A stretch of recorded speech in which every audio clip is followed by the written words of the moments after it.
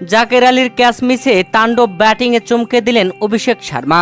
Dressing রুমে হতাশ Liton Das, dug আউটে অবাক তাসকিন রাম। ভারতীয় তাণ্ডবীয় ব্যাটিং থামালেন রিশাদ হোসাইন। প্রিয় দর্শক, ভারতের বিপক্ষে বাংলাদেশ দল থেকে ছিটকে যান লিটন কুমার দাস। ইনজুরির কারণে বাদ পড়েন তিনি। জাকের আলী অনিকের অধিনায়কত্বে বাংলাদেশ দল খেলতে নামে। মাঠে নেমে টসে জিতে নেয় বোলিংয়ের সিদ্ধান্ত।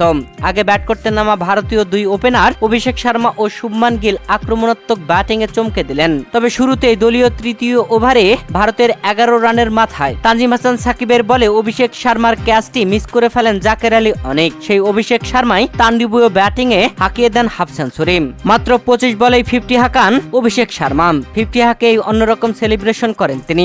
এদিকে ভারতের তাণ্ডবীয় ব্যাটিংয়ে ডাগ আউটে হতাশ ছিল তাসকিন রাম। তবে সেই হতাশা থেকে মুক্তি দিয়েছেন রিশাদ হোসাইন। রিশাদ হোসাইন বোলিংয়ে এসেই পরপর দুটি উইকেট তুলে নিয়েছেন। নিজের করা প্রথম ওভারে দলীয় সপ্তম ওভারের দ্বিতীয় বলে শুভমান গিলকে আউট করে প্যাভিলিয়নে পাঠান রিশাদ হোসাইন। এরপরে নিজের করা দ্বিতীয় ওভারে দলীয় নবমতম ওভারের প্রথম বলে শিবাম দুবেকে আউট করে প্যাভিলিয়নে পাঠান রিশাদ হোসাইন। পরপর রিশাদের জোড়া উইকেটে রানের গতি থেমে যায় ভারতের প্রথম 10 ওভারে বাংলাদেশের যে বোলাররা বোলিং করেছেন প্রত্যেক বোলারই প্রায় খরচে বোলিং করেছেন শুরুতে তানজিম হাসান সাকিব ছাড়া।